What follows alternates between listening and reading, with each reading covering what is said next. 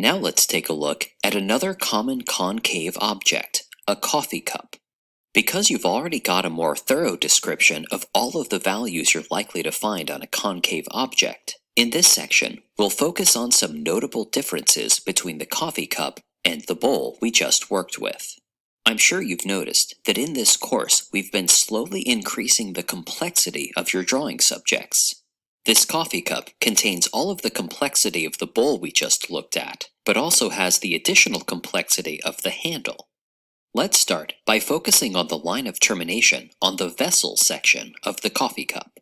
On the shadow side of the line of termination, we of course have both a core shadow and reflected light. The core shadow can be divided into three distinct sections. The largest section of the core shadow is straight and runs along the cylindrical section of the coffee cup. As the cylinder travels down and transitions into the more spherical and rounded bottom of the coffee cup, we find the core shadow curving along with it. And finally, at the cylindrical rim of the coffee cup, we find a darker and tighter core shadow. We just saw similar core shadow conditions on the bowl. But the bowl, being much shorter, did not have this straightened out section of the core shadow. As we mentioned earlier, both the coffee cup and the bowl have a highly reflective surface. So instead of simply seeing a lighter band of reflected light, we can actually see a mirror-like reflection of the handle. And to the right of the light reflection of the handle, we find the reflected shadow, which is literally a mirror-like reflection of the cast shadow that is on the surface that the coffee cup is sitting on. Even though the handle of the coffee cup is connected, it can be useful to think of it as an entirely separate volume. For example, it has its own line of termination, and immediately to the right of the line of termination, it has its own core shadow, starting here at the top and running down the entire length of the handle.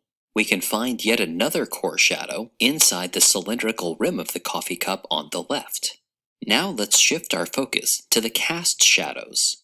The most obvious cast shadow is on the surface that the coffee cup is sitting upon. The cast shadow of the coffee cup is not just an amorphous shape. We can clearly detect the straight sides of the coffee cup, the curved top, and the handle. Even as the edge of the cast shadow softens as it gets further away from the coffee cup, the distinct characteristics of the shape of the coffee cup are still observable in the cast shadow. Finally, we can see that the rim on the left side of the coffee cup is casting a shadow on the inside of the cup. But you'll notice that we cannot see the bottom of the coffee cup, so we only see the cast shadow gently curving down the side. Every time I sit down to do a drawing, I make this same kind of detailed analysis of how the light is operating on the subject. I find that the shading process is much easier if I have a deep understanding of why and how the shadows are where they appear. I have a specific shading process that begins with drawing in the lines of termination as well as the shapes of the cast shadows.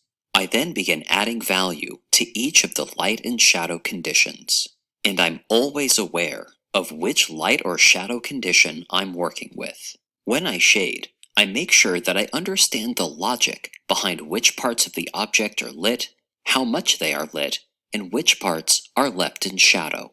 This shading process produces a drawing in which the shadows are organized according to their function, and the logic of the light is clearly communicated to the viewer.